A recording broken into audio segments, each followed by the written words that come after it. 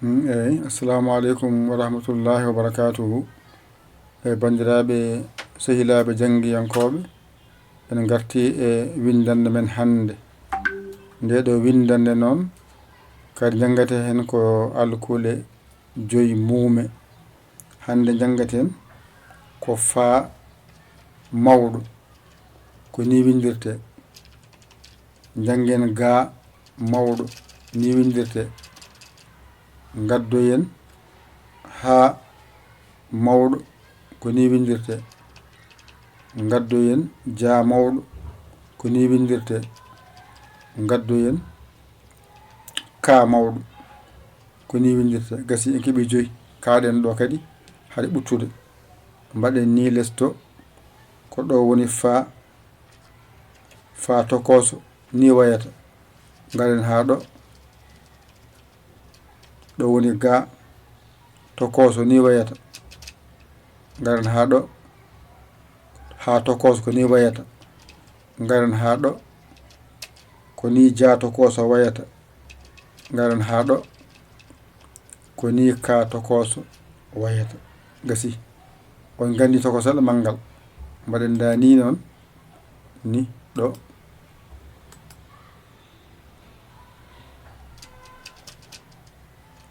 O ko ani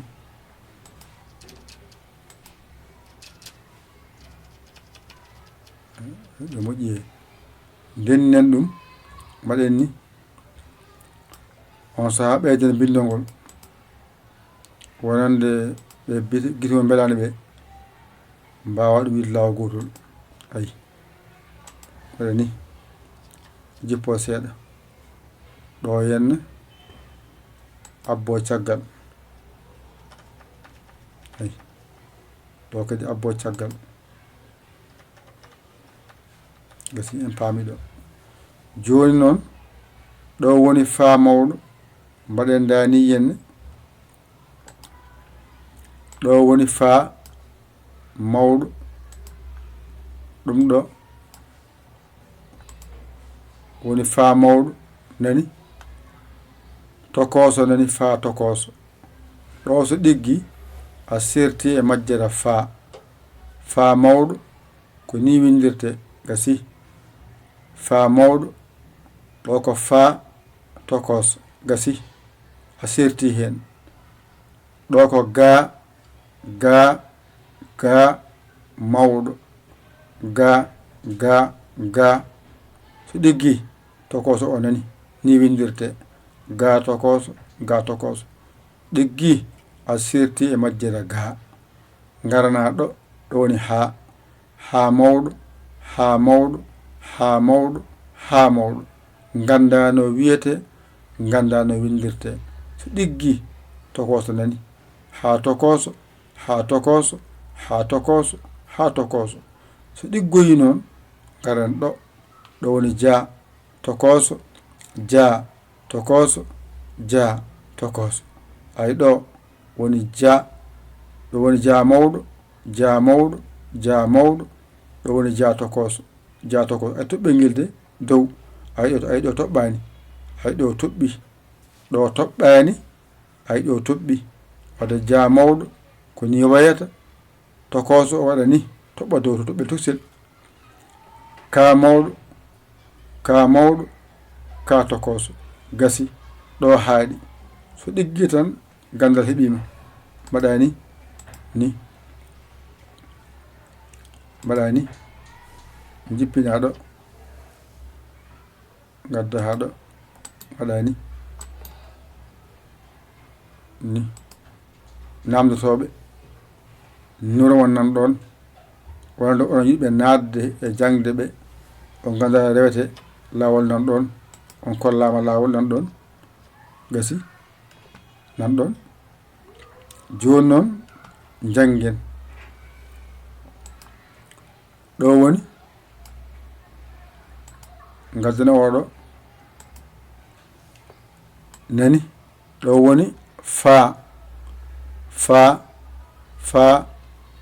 mawɗo, faa mawɗo, faa mawɗo. ɗo woni faa tokoso, faa tokoso, faa tokoso. so ɗiggi ngara ɗo woni ga mawɗo ga mawɗo tokoso o nani ɗo woni ga tokoso ɗo so ɗiggi a serti e majjira ga a andi mawɗo tokoso ngarna ha ko ni ha windirte mawɗo ko ni ha tokoso windirte so ɗiggi a serti e majjira ha mawɗo e ha tokoso so gasi ngarna ɗo woni ja mawɗo ko ni windirte ja tokoso ko ni windirte so ɗiggi a serti e majjere ja mawɗo ja tokoso ja mawɗo ni wayata ja tokoso ni wayata ngarna ka mawɗo ko ni windirte ko ni jangirte ka mawɗo ko mangal alkulal mangal alkulal wiya mangal wadde ka mawɗo ɗo ko ka tokoso tokosal wiyete alkulal tokosal wadde tokosal wadde mbiya alkulal tokosal ɗo joni joyde ñama hen jangde ma yaawi wadde janga fa mawɗo ay ɗo ko fa tokoso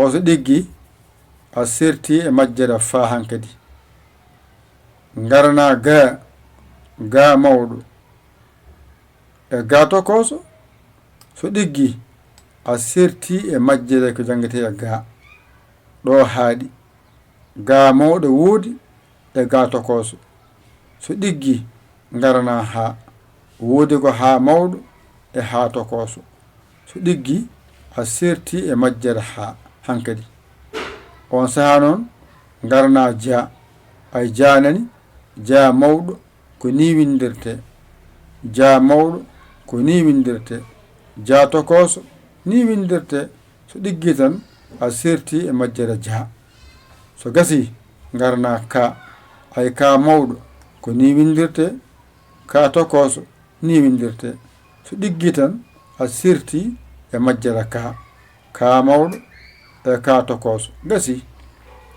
ƴettu kuƴol ma e karne ma mbañitoɗa janga ɗigga a hoolaki hoorema numéro o nan ɗon nodda hen ngara kala indema yettodema nanneɗa janga gaddoɗa temedde ma nayyi bindoɗa ko jangde adduma alani fijje ko jangde adduma jaranma temedde ma nayyi ɗen gona ɗon balla jangguinowo wona numéro ko 00 221 77 906 14 81 mbaɗa yaya mbaɗali whatsapp o jiyama gara naata hen kala indema yettodema gaddoɗa temedde ma nayyi bindoɗa sa windima gayni janga so lewru maayi jaɓa temedde ma nayyi ni foti wona politique ko jangde adduma a funtaka jawdi ma kadi ñamaka e dow mere jawdi ma ñamaka e dow mere ko gandal ngal gaddanɗa ballal ma wadde kala gonɗo hen jangga hen yo waɗe hen ballal walla jinga hen tawde jingane yo jingu hen ene walle yo wallu hen hoto hay go jaggi ɗum ko politique eyyi kala biyo funtama funti hoore mum saabu a funtaka a holla jangde aɗa janga aɗa wawa sa wawi ko an jeeyi min jeeya an jangi an wawi ko an jeeyi an jangi an wawi an jeeyi ɗum noon woto punten koye meɗen ballen jangde e janguinoɓe ballen jangde e janguinoɓe ballen jangde e janguinoɓe ko hunde moƴƴere sa walli janguinowo a walli ko heewatinani so janguinoɓe ngala ɗo majjere ɓeydima ballen janguinoɓe majjere iwa ɗo ballen janguinoɓe majjere iwa ɗo sen ballaniɓe majjere ɓuura ɗo hewde ɗum noon aɗa woyto meɗaɗo jangumi aɗa janguɗa eto jangude wawde alluwa ma nan ɗon ƴettu jangga a famani noddumin taggitoɗa walla aɗa wonde goɗɗo bawɗo ngal holluma walluma mbañirtoɗa e karne ma jangga mbawa sa janggani a wawata ko janggu mbawa mbiyeɗa ko janggu mbawa mbiyeɗa a janggani a aami ko an hoorema heddi ko min kollima min kalanima ƴetta janga ka mawɗo ka kellifaɗo ka jiɗɗo gandal ngal ƴettu janga mbawa yo Allah hokke nande e famde ko musidɗo moɗon guiɗo mum saabu Allah Yaya Ly Kawal Sénégal alhamdulillahi rabbil alamina on jarama wassalam.